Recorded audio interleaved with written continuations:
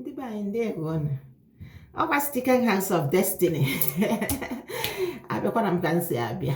Ịma a sị na mberede nyere dike, mana mberede ka eji ama dike. A sị na ihe ike mee afụ dike. Enwere nnukwu ihe mere n'Enugu Ezike. I hope I got it right. And that is what I have come today to deliberate on. Ndị Igbo nwere mmadụ ife a ka a na-akpọ 7 powers of Africa. Africa got power. Na afro nke kabiati. Ịma asịkwa m na anyị ga-adị ka echi, maka na echi akara agụ asịkwa m ọmaka merụ gị ọ bịara egbu gị gbukwa onwe ya na ife nna agụkwa n'ụwa bụ na emebere ugo bere nke si ibi ebere nkụkwapụ ya, maka na okirikiri ka a na-agbakwa n'ukwu ose anara arị ya elu. Ọka ịghọta, a sị na nwanza nọ na ngige na-egwu nnụnụ na-egwu. Ndị Igbo ụmụ Chukwu, anyị agago far, trust me, anyị agago far. Mana ụfọdụ ka m na-agọ n'isi ụmụ Igbo niile, asị m ọmaka mebe n'isi onye ọbụla. Ife m na-ekwu okwu ya bụ asị m ọmaka mebe n'isi ụmụ Igbo niile, na ebe bere ugo bere nke si ibe ya ebere nkụkwapụ ya. Okirikiri ka a na-agbakwa n'ukwu ose a nara arị ya elu.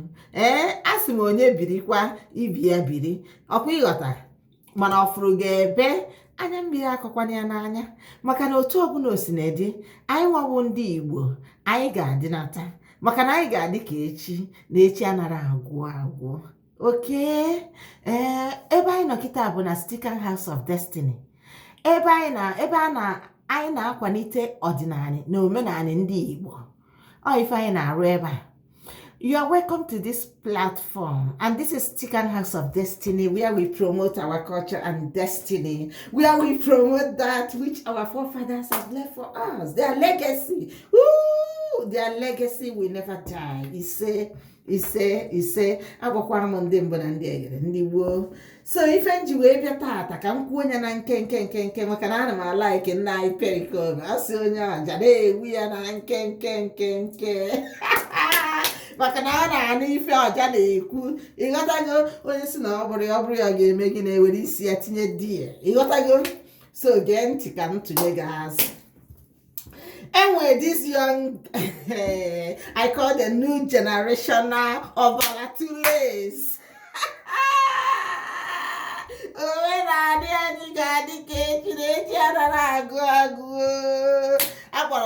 New Obalatules.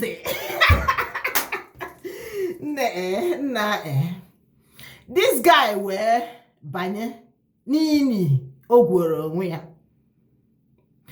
As a matter of fact, he said he will die. I mean, he will bury himself. And I don't even know what to say. He said he will bury himself and get up like within 24 hours. And he did. That's the metaphysical power. You know metaphysics, right? You know, everything has been given to us. The 7 powers of Africa, we got it here. You just have to develop your own. Let me tell you something. Everything is possible. Even your Bible said that if you have the faith like the mustard seed, that you can ask a mountain to move and the mountain can move. So God himself has given us that power, that authority. He has given us that majesty. He has given us that power, inner power. As a matter of fact, we are the chosen generation.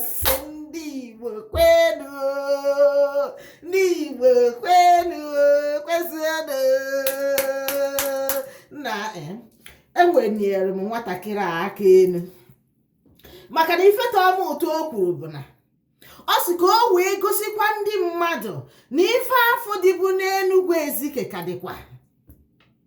That's why I'm just saying every day that our culture and tradition will never die. As a mono, watch your video, okay? Thank you.